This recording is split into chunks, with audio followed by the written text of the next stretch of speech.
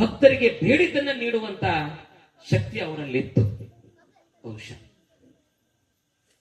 ಅಂತ ಒಂದು ಮನೆತನ ಇವತ್ತು ಇದ್ದುದ್ರಲ್ಲೇನೆ ತಮ್ಮಲ್ಲಿರ್ತಕ್ಕಂಥ ಒಂದು ಎಷ್ಟು ನೀಗ್ತೈತಲ್ಲ ಅಷ್ಟು ದಾನ ಧರ್ಮದ ಹಾದಿಯಲ್ಲಿ ಎಲ್ಲ ಒಂದು ಭಕ್ತರನ್ನ ಅನ್ನ ಸಂತರ್ಪಣೆ ದಾನ ಧರ್ಮದ ಮುಖಾಂತರ ಎಲ್ಲರಿಗೂ ಒಂದು ಒಳ್ಳೆಯ ಮಾರ್ಗವನ್ನು ತೋರಿಸ್ತಕ್ಕಂಥ ಈ ಗಡಾಮುತ್ತನ ಆಶೀರ್ವಾದ ಎಲ್ಲರಿಗೂ ಇರ್ಲಿ.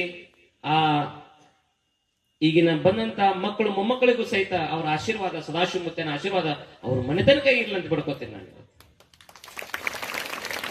ಬಹುಶಃ ನಂದೇಶ್ವರ ಗ್ರಾಮ ಕೃಷಿ ಚಟುವಟಿಕೆಗಳಿಂದ ಎಲ್ಲ ಮೇಲಕ್ಕೆ ಬಂದಂತ ಗ್ರಾಮ. ಆದ್ರ ಒಂದು ಹೆಮ್ಮೆ ಅನಿಸ್ತತೆ, ಎಲ್ಲಾ ಗುರು ಹಿರಿಯರು ಕೂತೀರಿ, ತಾಯಿಂದರು ಕೂತೀರಿ. ಇದೇ ರೀಸೆಂಟ್ ಒಂದು 20 ವರ್ಷದಿಂದ ನಿಮ್ಮ ಮಕ್ಕಳಿಗೆ ಹೆಣ್ಣದು ಕೋಡಂದ್ರೆ ಏನಂತಿದ್ರ, ನೀ ರೈತದಿ, ನಿನ್ನ ಮಗ ಕೆಲಸ ಮಾಡ್ತಾನ, ಹಗಲದ ಹೊತ್ಕೊಂಡು ಹೋಗುವಂತ ದಿನಮಾನ ಬರ್ತದೆ.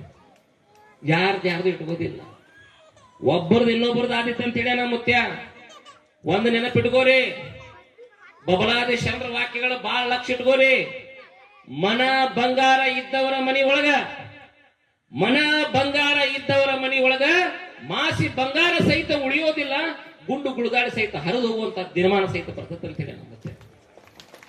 ಯಾಕಂತಂದ್ರ ಮಕ್ಕಳಾಗಿ ಹುಟ್ಟಿ ಇದ್ದ ಗಂಟನ್ನ ಬಿಡಿಸೋರು ಬರ್ತಾರ ಅಂತ ಹೇಳಿ ನಮ್ಮ ಮುತ್ಯ. ನಮ್ಮ ಪೂರ್ವಿಕರು ಗಳಿಸಿಟ್ಟಂತ ಆಸ್ತಿಯನ್ನ ನಮ್ಮ ಮೋಜು ಮಸ್ತಿಗಾಗಿ ಇವತ್ತು ನಾಶ ಮಾಡಿ ತನ್ನ ಮಡದಿ ಕೊಡಲಿರ್ತಕ್ಕಂಥ ಮಾಂಗಲ್ಯವನ್ನ ಮಾರಾಕ ಸಹಿತ ಹಿಂದೆ ಮುಂದೆ ನೋಡ್ಲಾರಂತ ದಿನಮಾನ ಬರ್ತೈತಿ ಇವತ್ತು. ಅದಕ್ಕ ಇಂಥ ದಿನಮಾನಗಳು ಬರ್ತಾವು. ಅದಕ್ಕ ಎಚ್ಚರಿಕೆ ಸಂದೇಶವನ್ನ ಬಬಲಾದಿಯ ಕಾಲಜ್ಞಾನದಲ್ಲಿ ಹೇಳ್ಕೊತ ಬಂದ ನಮ್ಮ ಮುತ್ಯ.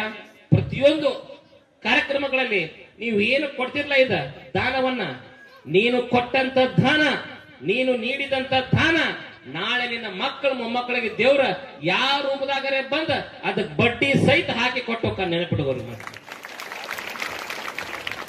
ದೇವಸ್ಥಾನದ ಕಾರ್ಯಕ್ರಮಗಳಲ್ಲಿ ಅನ್ನದಾನ ಮಾಡಂತಂದ್ರೆ ಎಲ್ಲಾರು ಮುಂದಾಳತ್ವ ಕೈ ಎತ್ತಿ ಅನ್ನದಾನ ಮಾಡ್ರಿ. ಯಾಕೆ ಹೇಳಕತ್ತೀನಂದ್ರ, ನೀನು ನೀಡಿದಂತ ಅನ್ನ, ನೀನು ಹಾಕಿದಂತ ಅನ್ನ ಅದು ಭಕ್ತರಿಗೆ ಮುಟ್ಟುದಿಲ್ಲ, ಅದ ಸಾಕ್ಷಾತ್ ದೇವರಿಗೆ ಅನ್ನ ಹಾಕಿದಂಗ ನೀವೆಲ್ಲರೂ. ಗಾಡಿ ಕೂತವ್ರು ರೋಡಿ ಕುಂದಿರ್ತಾರ, ರೋಡಿ ಕೂತವ್ರು ಗಾಡಿ ಕುಂದಿರ್ತಾರೆ. ಅಪ್ಪರಿಗೆ ಹೋಗಿ ಉಪ್ಪರಿಗೆ ಆಗಿತ್ತು, ಉಪ್ಪರಿಗೆ ಹೋಗಿ ಅಪ್ಪರಿಗೆ ಆಗಿತ್ತು. ಆದ್ರೆ ತಾಳ್ಮೆ ಬೇಕಿಷ್ಟ. ತಾಳ್ಮೆ ಒಂದಿತ್ತಂದ್ರ ಏನ್ ಬೇಕಾದಾಕೈತಿ. ಆದ್ರೆ ದುರ್ದೈವ, ಆಗಲೇ ಒಬ್ರು ಹೇಳಿದ್ರು, ನಮ್ಮ ಆತ್ಮೀಯರು ಹೇಳಿದ್ರು, ಅಂಬ್ಲಿ ಬಾಣದಿಂದ ಇವತ್ತು ಬಬಲಾದಿ ಮಠ ಇವತ್ತು ಇನ್ನೂ ಎತ್ತರಕ್ಕೆ ಬೆಳೆಯಕತ್ತಂತ. ಇನ್ನೂ ಸಾಕಷ್ಟು ಪ್ರಯತ್ನವನ್ನ ಮಾಡಕತ್ತೀವಿ. ರಗಡಿ ಎಲ್ಲಾ ಶಾಂತ ಆಗಿರ್ತೈತಿ. ಮತ್ ಸಂಜೆಗೆ ಹೋಗಿ ಬಂದ್ ಮುತ್ಯಾರ ಪ್ರಸಾದಕ್ಕೆ ಕೈ ಹಚ್ಚ ಅನ್ನತಾನ.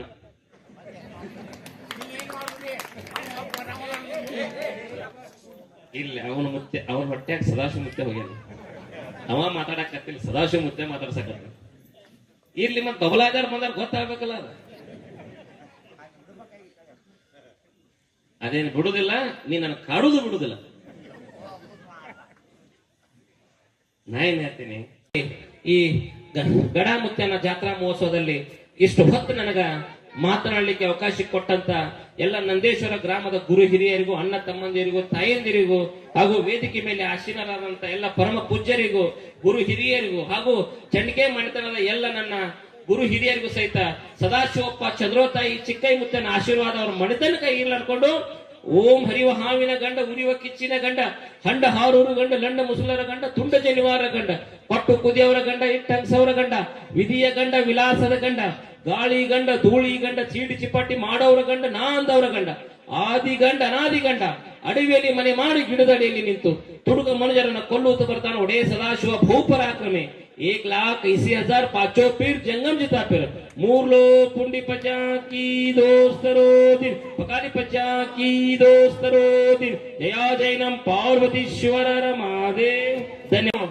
ನಮ್ಮ ಒಂದು ವಂಶಕರು ನಮ್ಮ ಇದನ್ನ ನಡೆಸ್ಕೊಂಡು ಬಂದಂತ ಈ ಒಂದು ಪದ್ಧತಿಯನ್ನ, ಒಂದು ಗುರು ಸೇವೆಯನ್ನ ನಾನು ಈ ಮುಂದುವರಿಸಿಕೊಂಡು ಹೋಗ್ತಕ್ಕಂತ ಈ ನಮ್ಮ ಭಕ್ತರಾದಂತ ಬಸಪ್ಪ ಚಡ್ಕಿ ಅವರು ಮಕ್ಕಳಿಗೂ ಸಹಿತ ಈ ಸತ್ಯದ ದಾರಿಯಲ್ಲಿ ಹೋಗ್ರಿ, ನಿಮಗೆ ಒಳ್ಳೆಯ ಮಾರ್ಗ ಸಿಗ್ತೈತೆ ಅಂತ ತೋರಿಸಿಕೊಟ್ಟು, ಈ ಗಡಾಮುತ್ತೆಯವರ ಬಗ್ಗೆ ಹೇಳ್ಬೇಕಂತಂದ್ರ ಒಂದು ನೆನಪಿರಲಿ, ಸಾಧುರು ಸತ್ಪುರುಷರು ಪವಾಡಗಳನ್ನ ಮಾಡಬೇಕಂತಂದ್ರೆ ಹೇಳಿ ಮಾಡೋದಿಲ್ಲ.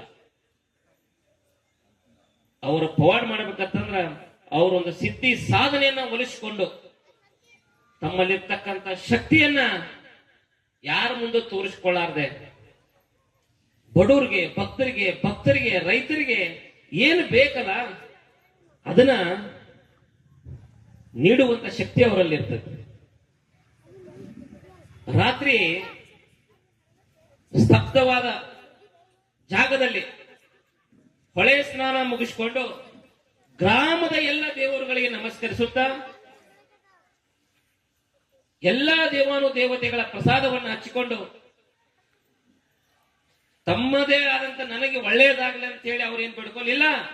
ಮುಂದಿನ ಯುವ ಪೀಳಿಗೆಗೆ ಎಲ್ಲರಿಗೂ ಮಳೆ ಬೆಳೆ ಸಮೃದ್ಧಿ ಆಗಲಿ ಅಂತೇಳಿ ತನ್ನ ಮನಸ್ಸಿನಲ್ಲಿ ಬೇಡ್ಕೊಂಡು ಬಂದಂತ ಗಡಾಮುತ್ಯನ ಪವಾಡ ಎಂತದಪ್ಪ ಅಂದ್ರ, ಅವರಲ್ಲಿ ಇರ್ತಕ್ಕಂಥ ಶಕ್ತಿ ಅಂತ ಅದಪ್ಪ ಅಂದ್ರ ಕಂಬಳಿ ಬೀಸಿದ್ರ ಏನೆಲ್ಲ ಸಿಕ್ತಿತ್ತು. ಅಂತ ಪವಾಡ ಪುರುಷರು ಕೇವಲ ತಮ್ಮ ಸ್ವಾರ್ಥಕ್ಕಾಗಿ ಮಾಡ್ಲಿಲ್ಲ.